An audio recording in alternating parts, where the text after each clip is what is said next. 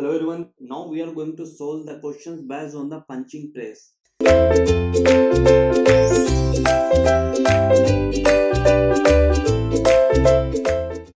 In the question it is given that a punching press is required to punch a 40 diameter hole in a plate of 15 thickness at the rate of 30 holes per minute. What is given in the question? A punching press is required to punch a 40 diameter hole. So what is given? Diameter of the hole is given. Okay, that is 40 diameter of hole is given that it is 40 and the thickness of the plate is given and that is 15 okay, so these two things is given and we all know from these two things we can get the shearing area, because if this is a plate in which holes is to be punched. Okay, so if I draw the rough diagram, so it would be like that. Okay, so the punching would be like that. Okay, so here you can see that this is the basically of the thickness of the plate is 15 and the diameter of the hole which is to be punched, that is 40 okay, now you got it. Now from here we can get the sheared area. So sheared area, the formula of the sheared area is nothing but the pi dt. So that is pi and diameter and the thickness of the plate, and where both the things is given, that is pi multiply 40 and multiply 15. Okay, so you will get 600 pi.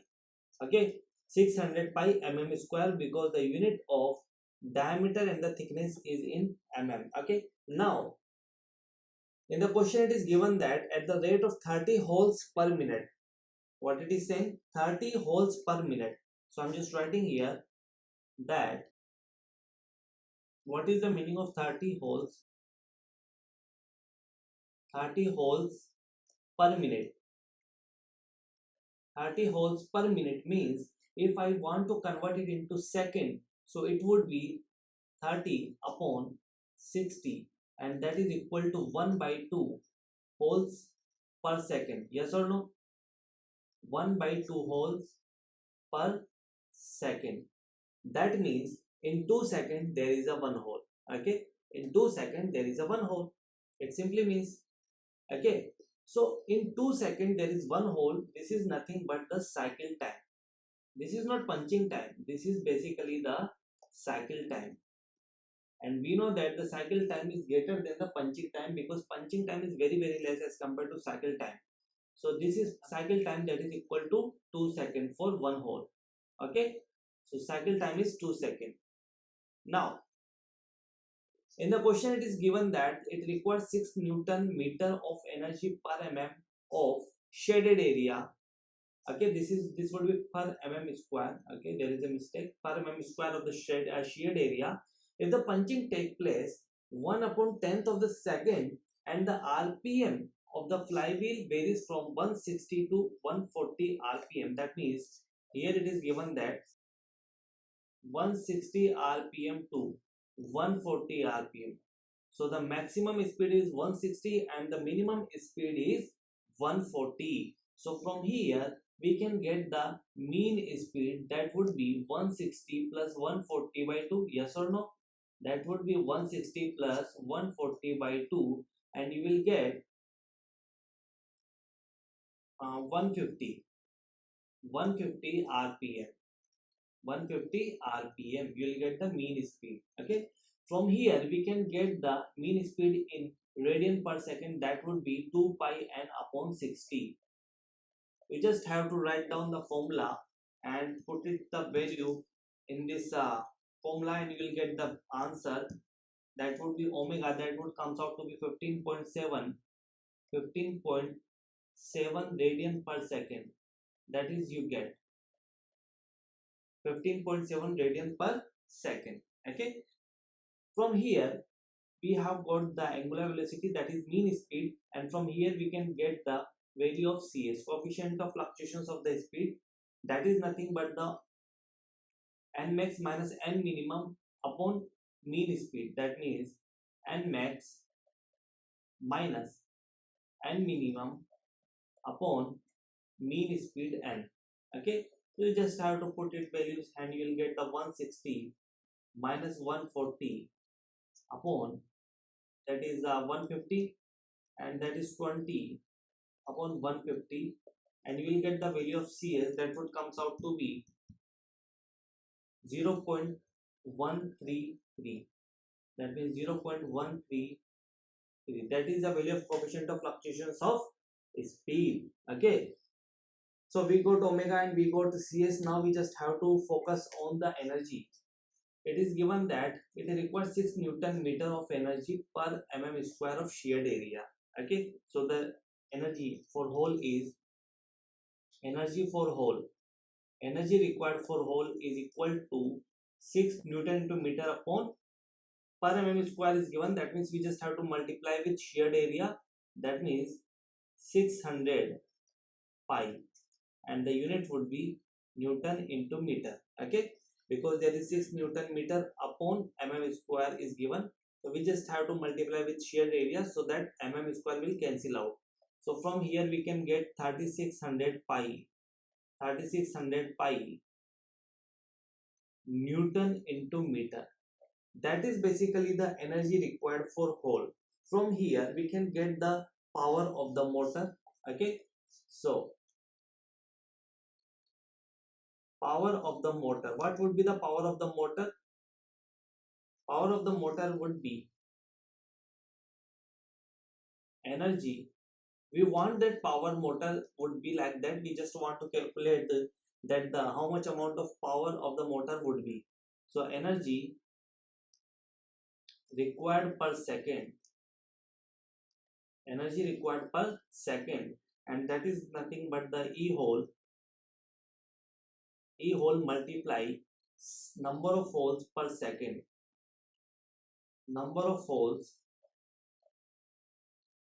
per second. Okay, and E hole we have calculated, that is that you get here 3600 pi, and number of holes per second means that is 1 by 2. Okay, 1 by 2. So from here you can get the value, that is 1800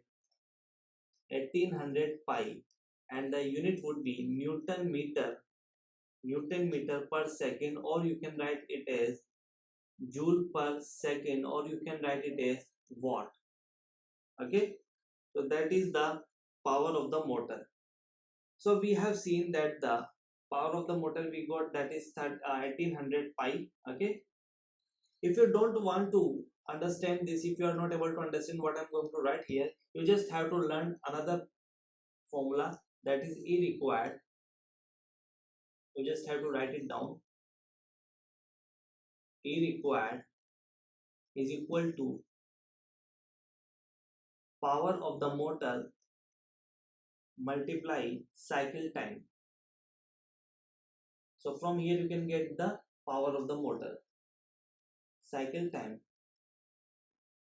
So when you get the if you are to calculate the power of the motor, you just have to divide it by cycle time. That means energy required upon cycle time. So that is what we have done here. So this is another formula, and if you are able to understand this, this is okay, and otherwise you can understand this. Okay, this is easy. So now we have installed the motor in the flywheel, and we got the power of the motor. So we want to understand, we want to find out the energy which is available for us. Okay, because we have installed the motor in the flywheel. So I'm just writing here, motor is installed now. Motor is installed now. So we just have to understand that punching time. What is the punching time? Is it given in the question?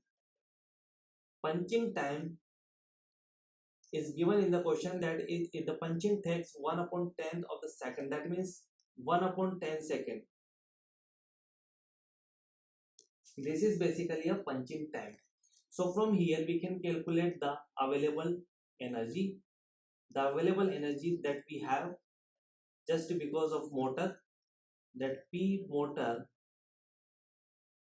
multiply punching time,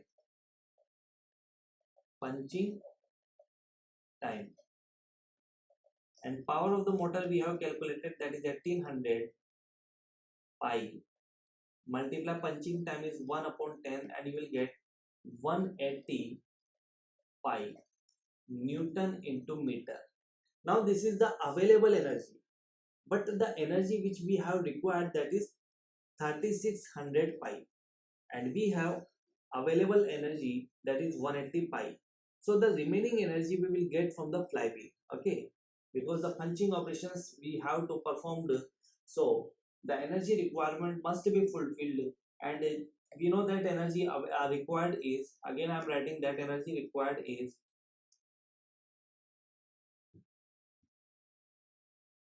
3600 pi Newton into meter. This is the energy that is required, and energy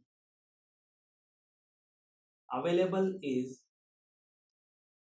180 pi. Okay, so the remaining energy would be we will get from the flywheel. So the maximum fluctuations of the energy, I'm going to write here maximum fluctuations. So the maximum fluctuations of the energy, that is delta E maximum, is nothing but the energy required minus energy available. That is the energy we'll get from the flywheel. So that is 3600 pi minus 180 pi. This is not 1800, this is 180 pi. Don't make a mistake here. Okay, so from here you can get the value. You just have to calculate, and the value will get 3420 pi Newton into meter. That is the energy we'll get from the flywheel. Now we all know that the maximum fluctuations of energy is nothing but the I omega squared Cs. Okay, we have calculated omega, we have calculated Cs already, and now we have calculated delta E. Okay, now what is asking in the questions, determine the mass of the flywheel having the radius of gyrations. So radius of gyration is given, that is 1 meter. Okay, so we just have to find out the mass. That is very easy. We just have to put out the formula of mass moment of inertia, that is I is equal to mk square, and the k value is given, that is 1 meter. So that is the unit must be same. Remember that unit must be same. If there is a radius of gyration in mm, you must have to convert it into meter, but it is already given in meter, so don't need to conversion. So that is m k square is means 1 square, and omega square is means already we have calculated that 15.7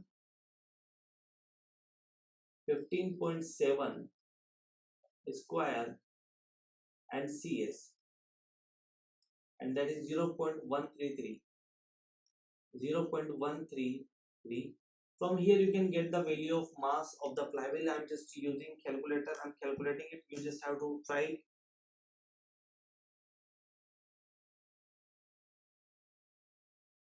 And you will get the value of mass, that will comes out to be that 327.73 kilogram. Okay, so that is the final answer. I hope you will understand the solution of that question. Again, I'm explaining the concept. First you need to understand what is the sheared area, okay, and the energy required for punching operations, that is given, but it is given in Newton meter per mm square of sheared area. So we just have to multiply with sheared area. Okay, so finally we'll get 3600 Newton meter, 3600 by Newton meter. That is the energy required for pole. Now we have to find out the motor power, that means the power of the motor using the energy required. So we have to multiply it with the cycle time. Okay, either you can apply this concept or you can apply this concept. So you will get the power of the motor, that would comes out to be 1800 pi, and using the power of the motor we can get the available energy. So we just have to multiply with punching time. We will get 180 pi. and we have seen that the energy required is 3600 pi and the energy available is 180 pi. So the remaining energy will get from the flywheel, and that is known as the maximum fluctuations of the energy. And we know that the maximum fluctuation of an energy is equal to I omega square cx, and I is nothing but the mass moment of inertia. Okay, from using this formula you will get the value of mass of the flywheel that comes out to be 327.33 kilogram. Okay, so I hope you will understand the concept. Okay, this is basically the conventional types questions. It is a little bit tough questions and lengthy question, time consuming questions. So if you do the practice of these types of questions, you will be able to solve the easy or moderate types questions in the examinations. Okay, thank you.